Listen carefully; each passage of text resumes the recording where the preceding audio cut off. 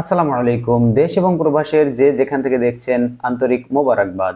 তো কথা হলো, মোবাইলের ইন্টারনেট চালু হচ্ছে কখন? বন্ধুরা, মোবাইলের ইন্টারনেট চালু হচ্ছে আজ বিকাল ৩টা নাগাদ। এটা জানালেন আইসিটি প্রতিমন্ত্রী জোনায়েদ আহমেদ পলক। তিনি বলেছেন, কোটা সংস্কার আন্দোলন ঘিরে সৃষ্ট পরিস্থিতির কারণে টানা ১০ দিন বন্ধ থাকার পর সচল করা হচ্ছে মোবাইল ইন্টারনেট সেবা।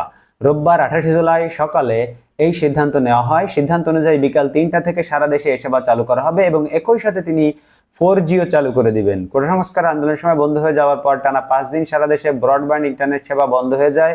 গত ২৩শে জুলাই রাতে ব্রডব্যান্ড ইন্টারনেট সেবা চালু হয়। ব্রডব্যান্ড চালু হলেও মোবাইল ইন্টারনেট চালু করেনি কিন্তু সরকার। তো সরকার সেইটি আজকে বিকাল ৩টা নাগাদ চালু করতে যাচ্ছে।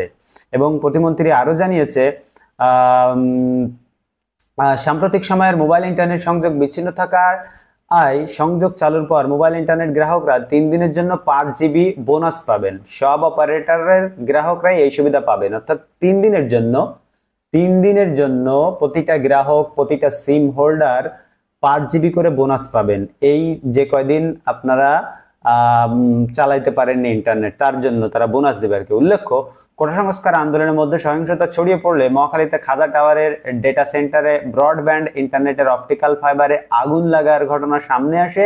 এরপর থেকে ইন্টারনেট বিচ্ছিন্ন হয়ে যায় সারা দেশের সাথে।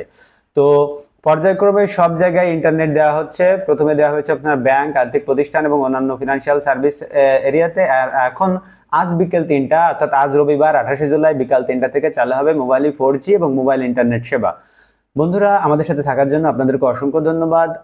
বিভিন্ন ধরনের খবর পেতে, দেশ বিদেশের খবর পেতে আমাদের চ্যানেলের সাথেই থাকুন। আমরা আপনাদেরকে সবসময় আপডেট দেওয়ার চেষ্টা করব। দয়া করে লাইক দিয়ে সাবস্ক্রাইব করে ভিডিওটি শেষ করুন। ধন্যবাদ সবাই।